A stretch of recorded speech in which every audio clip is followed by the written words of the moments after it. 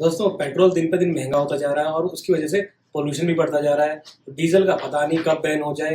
तो लोग सोच रहे हैं कि इलेक्ट्रिक कार ले लें। साथ ही साथ वहाँ पे एक ऑप्शन और है कि आप हाइब्रिड कार ले लें, क्योंकि इलेक्ट्रिक कार में आपको रेंज एंग्जाइटी हो जाती है। हाइब्रिड कार क्योंकि पेट्रोल पे भी चल जाती है और साथ ही साथ इलेक्ट्रिसिटी पे भी चलती है, तो उसमें रेंज एंग्जाइटी नहीं होती है। तो आज की वीडियो में हम यही डिस्कस करेंगे कि हाइब्रिड कार अच्छी हैं या इलेक्ट्रिक कार ज़्यादा अच्छी हैं और कौन सी कार आपको कब प्रेफर करनी चाहिए। दोस्तों मेरा नाम है धीरज पाराशर और मुझे कार और बाइक चलानी बहुत पसंद है। मुझे कार्स और बाइक के बारे में बात करना भी बहुत पसंद है। और आज के टॉपिक में हम क्लियर कर देंगे कि हाइब्रिड अच्छी हैं या इलेक्ट्रिक अच्छी हैं। देखिए, सबसे पहले स्टार्ट करते हैं इलेक्ट्रिक व्हीकल्स के साथ। अगर इलेक्ट्रिक व्हीकल का सेम मॉडल आप लेते हैं तो इनके जो कॉस्ट प्राइस है उसके अंदर आपको लगभग लगभग 4 लाख रुपए का डिफरेंस मिलेगा। मतलब कि electric vehicle petrol vehicle same variant 4 lakh महंगा पड़ेगा। तो इस केस में अगर आप अपने लाइफ टाइम में, अपनी व्हीकल के लाइफ टाइम में 4 लाख रुपए रिकवर कर लेते हैं और इससे ज़्यादा बचा लेते हैं, तब तो इलेक्ट्रिक लेने में फ़ायदा है। आप अब कहोगे कि यार इन्वायरमेंट को भी तो फ़ायदा पहुंचता है इलेक्ट्रिक लेने में। उसके बारे में बात करेंगे कि इन्वायरमेंट को एक्चुअली फ़ायदा पहुंचता भी है या नहीं पहुंचता है। तो दोस्तों पहले हम हाइब्रिड कार्स के बारे में बात कर लेते हैं। देखिए, हाइब्रिड कार अगर सेम सेगमेंट सेम मॉडल आप लेते हो, अगर पेट्रोल में और हाइब्रिड में डिफरेंस देखो तो लगभग 2,60,000 का डिफरेंस आता है। एग्जाम्पल के तौर पे आप टोयोटा हाईराइडर को देख लीजिए। उसका एस वेरिएंट है जो पेट्रोल में 14 लाख का आता है एक्स शोरूम प्राइस, और अगर उसको आप हाइब्रिड में लेते हो 16,60,000 का आता है एक्स शोरूम प्राइस। तो एक्स शोरूम प्राइस पे ही कैलकुलेशन कर ले तो 2,60,000 का डिफरेंस आता है। वहीं इलेक्ट्रिक पे सेम कैलकुलेशन करते हैं तो 4 लाख का डिफरेंस आता है। तो देखिए, इलेक्ट्रिक शुरू में खरीदने में महंगी पड़ती है। चलिए आप इनका रनिंग कॉस्ट कंपेयर कर लेते हैं। अगर आप हाईराइडर जैसी गाड़ी को पेट्रोल पे चलाते हो तो ये 12 की एवरेज देती है, यानी कि पर किलोमीटर कॉस्ट 8.33 रुपीज़ आता है। अगर इसी को आप अगर हाइब्रिड में चलाते हो तो ये 22 की एवरेज देती है, यानी कि पर किलोमीटर रनिंग कॉस्ट 4.33 रुपीज़ आता है। तो यहाँ पे सीधा सीधा आपके 4 रुपये बचते हैं। इलेक्ट्रिक में बात करें तो इलेक्ट्रिक अगर आप इलेक्ट्रिसिटी पे चलाते हैं तो वो लगभग 1 रुपये किलोमीटर पे चल जाती है। अगर सेम सेगमेंट की गाड़ी, क्योंकि ज़्यादातर इलेक्ट्रिक कार्स छोटी हैं, पंच को ले लीजिए, पंच 1 रुपये किलोमीटर चलती है, और अगर पंच को आप पेट्रोल में चलाते हो तो वो लगभग 6 रुपये किलोमीटर के आसपास की चलेगी। तो वो भी आपका 5 रुपये उधर सेव करती है।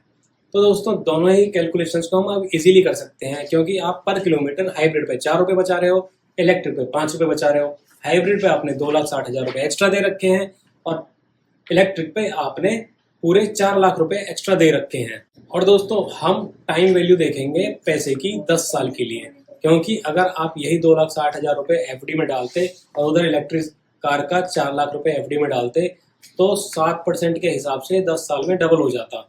कम से कम मतलब 7% तो आप कमा ही लेते, क्योंकि एफडी 7% का रेट ऑफ इंटरेस्ट दे रही है। तो हम कैलकुलेशंस के तौर पे 2,60,000 को 5,20,000 मांगेंगे 10 साल के लिए और 4 लाख को 8 लाख मानेंगे 10 साल के लिए। ठीक है, और हम पूरा जो कैलकुलेशन है वो 10 साल के लिए करेंगे। अब दोस्तों 10 साल में आपको कितनी गाड़ी चलानी पड़ेगी कि अपनी आप कॉस्ट रिकवर कर लो। तो दोस्तों कैलकुलेशंस के हिसाब से हाइब्रिड कार जो आपको पर किलोमीटर 4 रुपये बचा रही है, तो आपको इसके लाइफ टाइम में यानी कि 10 साल में 5,20,000 रुपये बचाना है। यानी कि आपको 10 साल में इसको कम से कम 1.25 किलोमीटर चलाना पड़ेगा, तब ये आपका इवन हो पाएगा। यानी कि आपको जो एक्स्ट्रा पैसा दिया है उसको रिकवर कर पाएगा। अगर 1.25 से ज़्यादा आप इसको चला पाते हो फिर तो आप फायदे में हो। वहीं इलेक्ट्रिक में देखें तो 10 साल में आपको 8 लाख रुपए रिकवर करने हैं और वो 5 रुपये रिकवर कर पाता है हर 1 किलोमीटर के साथ में।